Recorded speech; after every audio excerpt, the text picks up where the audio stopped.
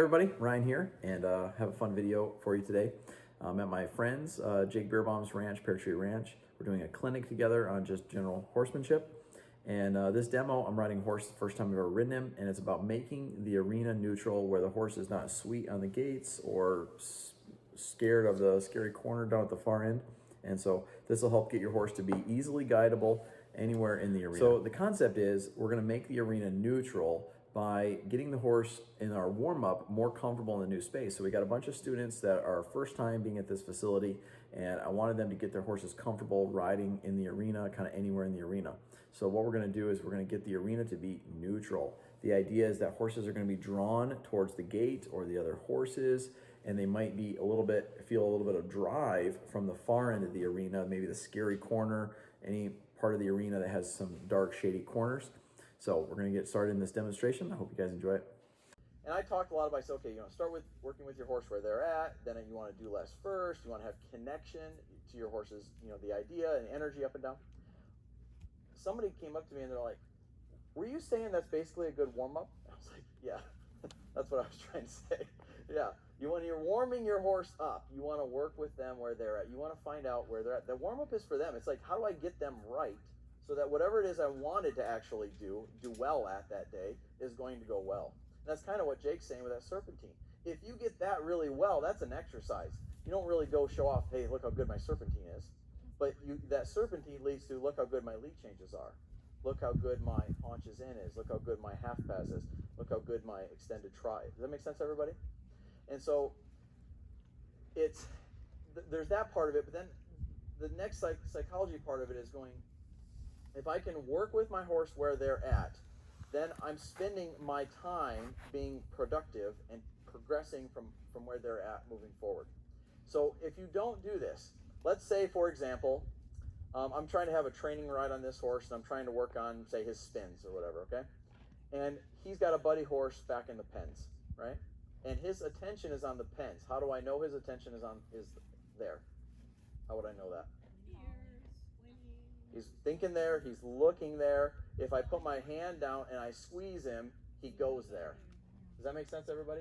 That's, if I just lift him to his own devices, where's he gonna head? That's how you know, identify, that's where my horse is at.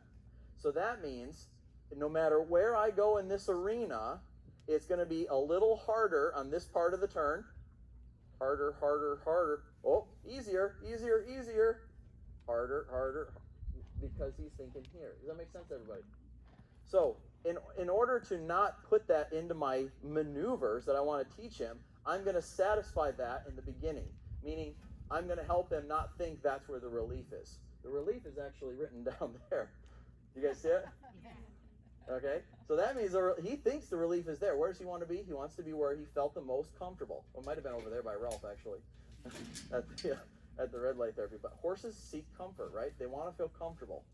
And so they're going to go there. So instead of me jumping into maneuvers that I want to work on, I'm going to work with him first where he's at. So he wants to be here. So that doesn't mean I just stand over here in the corner and go, look at your other horse until you're done. That's not what I'm talking about. Okay, that is not what I mean. What I'm going to do is I'm going to let him go over here, and then I'm going to pick him up and I'm going to go, actually, there's pressure over here. And then I'm going to bring my legs on him and say, actually, there's even more pressure over here. And he's going to go, I don't really like it over here. And then I'm going to put my hands and reins down and go, actually, it feels better to be over here. Does that make sense, everybody? And so I've been doing this for a long time, but there's a guy that put a name to it. His name is Tick. He called it Making the Arena Neutral. Making the arena neutral. So my first goal, and I'm getting to know this horse, first time I've sat on him and getting to know him. And right away, I like how he feels because he feels just as easy to go there as he does there. So already I'm going, we're at a good spot already for me to carry on. So if the arena is neutral, then that means two things.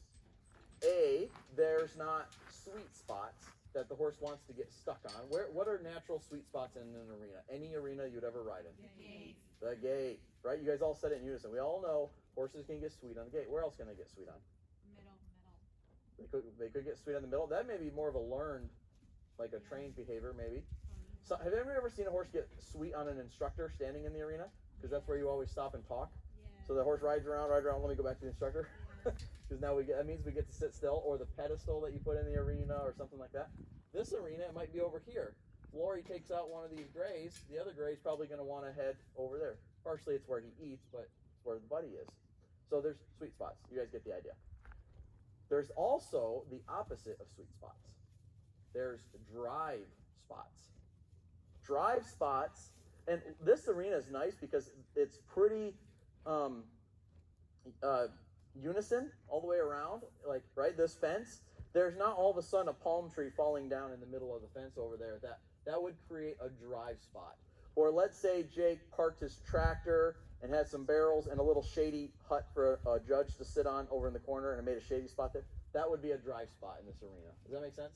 Because that spot is going to be a little bit dark and shadowy, cave-ish, and the horse is going to walk by there going, oh, there might be a lion hiding in there. You guys know what I'm talking about? So most arenas have spots that the horse would rather not be.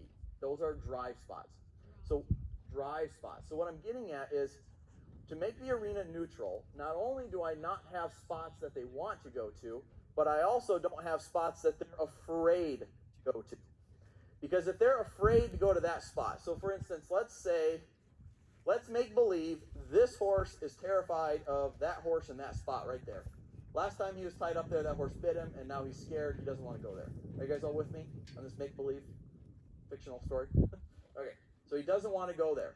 That means when I round this corner, it's going to feel like he wants to go to the gate, but he doesn't really want to go to the gate. He really doesn't want to be there. You guys picking up what I'm putting down? So I'm going to use the same logic that I used earlier, only this time I'm going to let him go here because he's trying to go there because he doesn't want to go there. So I'm going to pick him up, pressure comes on, and I'll turn him around, release him towards the scary thing.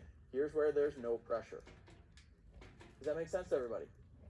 Now, that doesn't mean the horse is going to march right up to it the first time. Be like, oh, I'm fine now. We're all good.